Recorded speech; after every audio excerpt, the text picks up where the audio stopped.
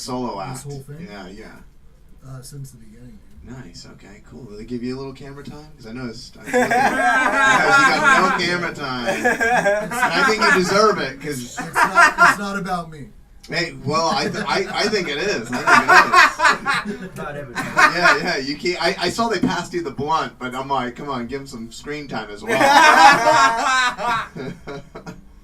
You have some of the best hair in the game here right now. I was jealous. I was looking. I was like, that man has luscious locks. I was very jealous because my hair is not good. That's fine. I don't really like it. I don't know. My girlfriend doesn't like it. She was making fun of it. She told me she felt like she was having sex with Bob's big boy. And I was not proud of that. I actually. There's people that would kill for that on me. Oh, I appreciate that, man. I appreciate that. You know, but where do you go to go get your hair cut? I got two little Mexican ladies in Temple City. Two people work on your hair at once? That's why it's so glorious. It takes them 5 minutes. They charge me $8.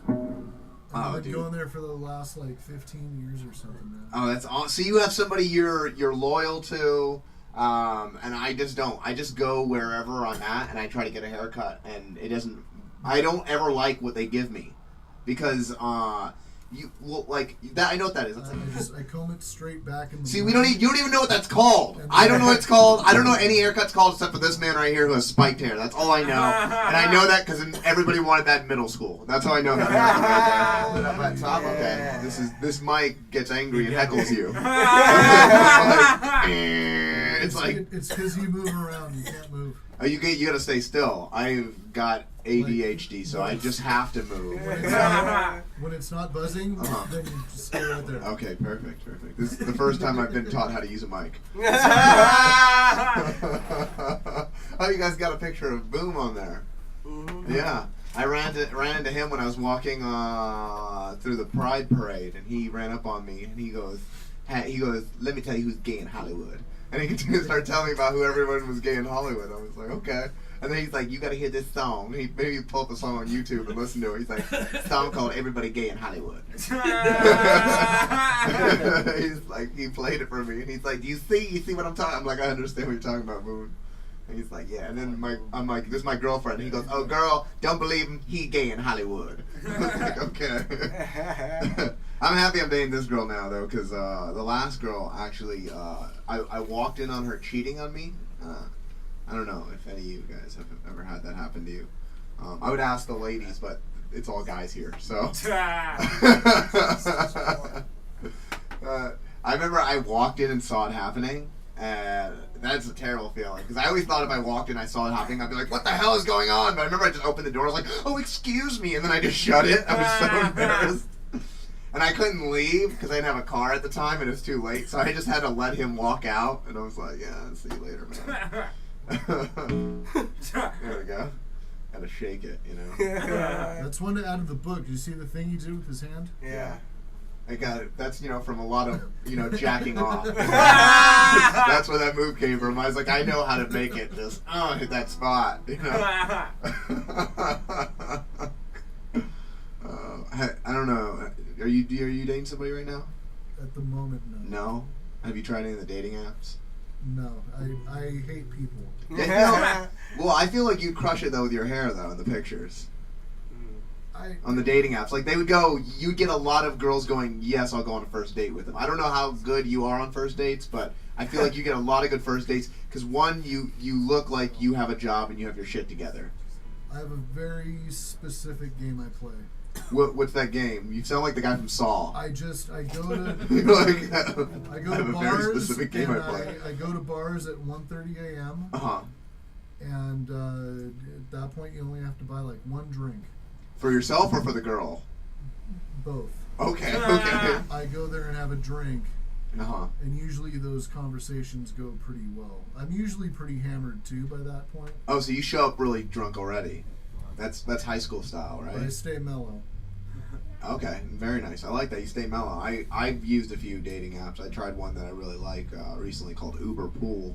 It's nice. It's like speed dating, you know what I mean? People like to just move on.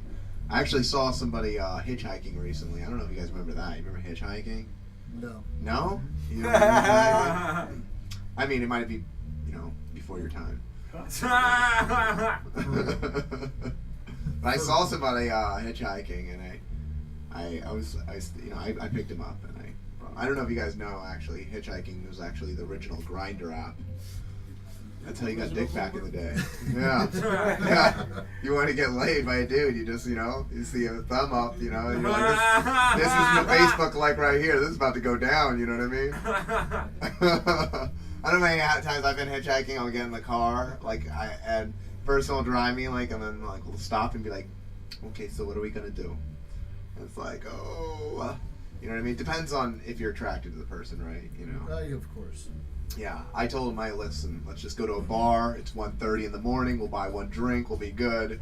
You talk to some people. It's a good technique, I feel like. Yeah. What's your favorite place to eat? Where do you like to go eat? My favorite place to eat is the stuffed sandwich in Temple City. Oh, I haven't tried that, but it sounds like a good place after you've been smoking a joint. The stuffed sandwich? Or something that a guy in a porn would say to a girl. He's like, I'm going to stuff that sandwich. That's like the move, Never heard that. I don't know. I've never heard it either, but it just sounds like we'll throw it out there to, Van Nuys and see what they say. Great pastrami. Oh, yeah? And a better beer selection than Bedmo. That's saying something. Wow, one person that's saying something back there. And that's saying something when you got better selection than Bevmo. They got all of them. They got all the beers there. You drink a lot I'm a big beer drinker too. Yeah? What's your favorite beer? Off the top, Dogfish Head 120-minute IPA. Okay, yeah, I like the IPAs too. I noticed I was drinking too much beer because the other day I was pouring water into a glass and I tilted it. I was like, no foam in this water right here, fellas. Does your water usually have foam? No, but that's just because when, I pour all my beer into a glass and I drink from the glass. So I was so used to it that that's like, usually I don't explain the joke. But sometimes you do, you know what I mean? I did acid for the first time. You ever done that, man? Yeah. I do mushrooms. Oh, mushrooms are cool too, yeah. I did, what, here's the thing. I didn't know acid was an outdoor activity when I did it. I did it at my dad's house. And, yeah, and I went into a room and I thought he was going to leave me alone. Nothing. And then he knocked on the door 10 minutes later. He's like, hey, Stevie, your grandparents are here. Dude, that is terrifying because their faces already look like they're melting.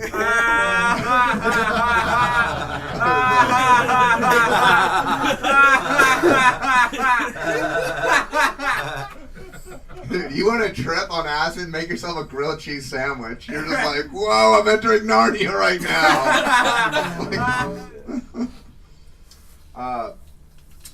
If anybody's watching on the live right now, we're gonna start a Kickstarter for this mic right here. Get this shit fixed.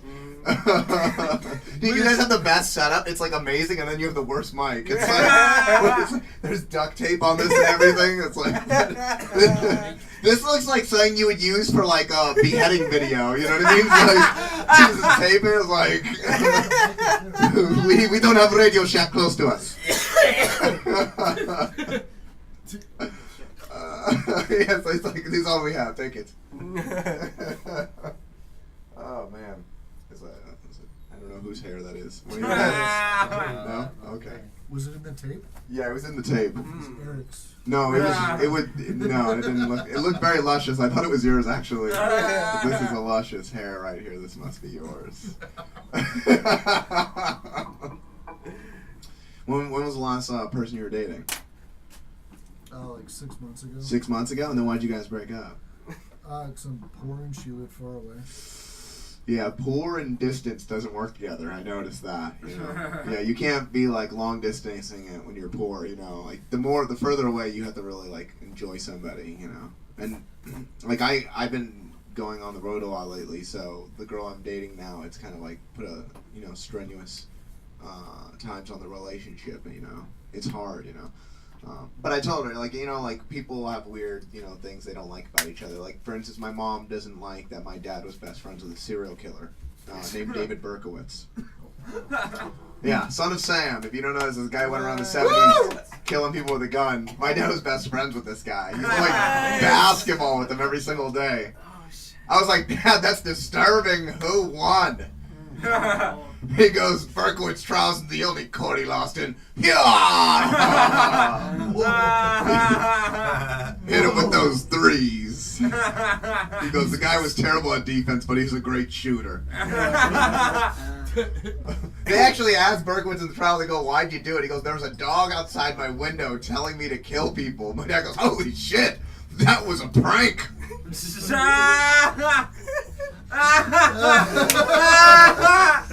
That's a good full circle. Oh, man. True story. So yeah, I can't even take all the credit for that. My dad told me that story. Oh my god. So, Oh Jesus. yeah, that's why my mom's like, your dad's a weirdo. It's weird, but they're weird together though, because they're divorced, but they still live in the same house, but they sleep in different bedrooms. You know, and that's weird. And they'll date people and they'll bring the people over. Like my mom started dating this guy. I didn't like this guy because he's my age.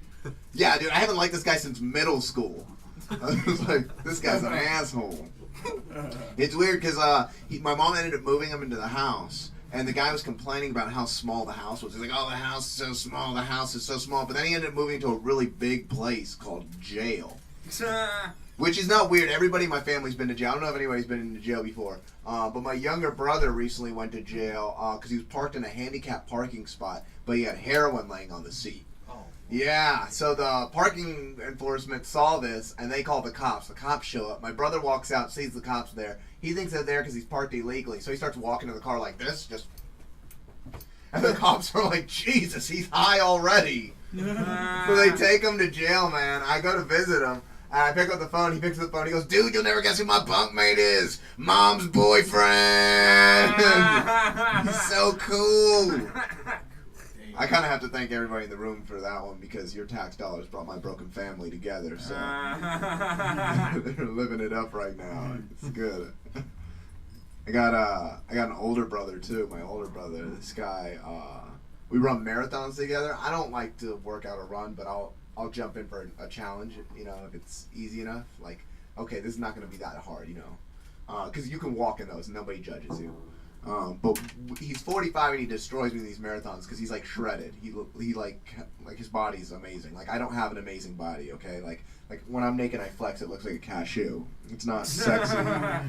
Like I wear a white beater, I immediately look like a racist. It's terrible. Like I don't know about you, but when I go on a date with a woman, I have to wear 2 jackets because I don't want to be cold either. So. But yeah, he's super ripped, and he was making fun of me about this. He's like, why can't you keep up, man? You're a pussy. You're a pussy. That's why you can't keep up. I had to be honest with him. Like, Joey, you're my stepbrother. It's genetics, okay? Because like your dad ran away, so you know about long distance. Shit. It's the truth.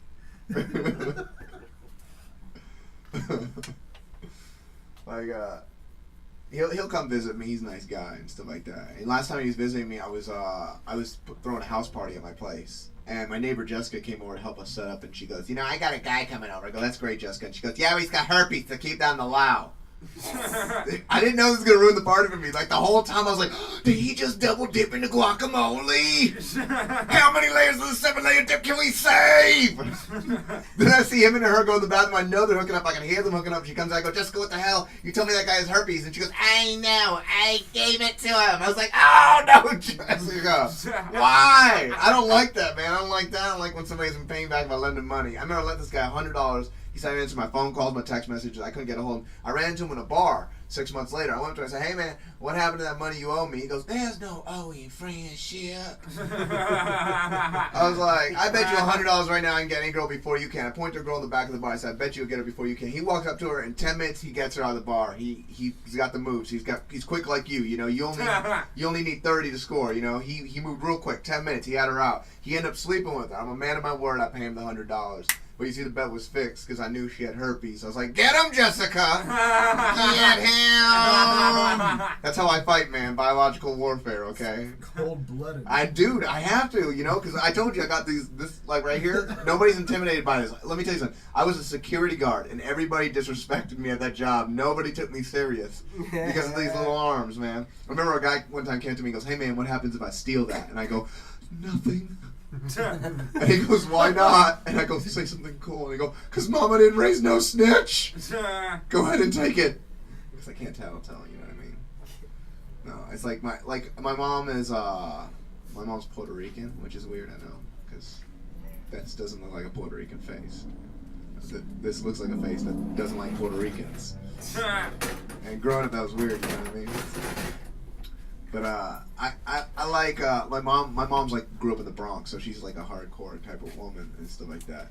Like I remember one time I was walking down the street with her and my dad, and this guy ran up and he pulled out a knife, and he's like, give me the money. And I don't know if anybody's been robbed here before or had like a knife drawn on them. That's a scary moment, you know what I mean? Because like you don't know what this guy's thinking, and you might drive him or scare him. If you scare him, he might stab you, you know? So my mom's like calming everyone down. She's like, listen, relax. I'm just gonna reach inside my purse. And she reached in, she pulled out a gun. She's like, you messed with the wrong bitch today, didn't you? He's like, man, please don't kill me. She goes, oh, you don't tell me what to do. He goes, looks at my dad and goes, please tell your wife not to kill me. My dad goes, she doesn't listen to me! She never listens to me! And that's how they ended up getting divorced, you know, that's how it started. All right, man. I feel like this has been good, you know? Yeah, I think we're good, right? All right, cool, thank you. All right, ladies and gentlemen, Stephen Briggs!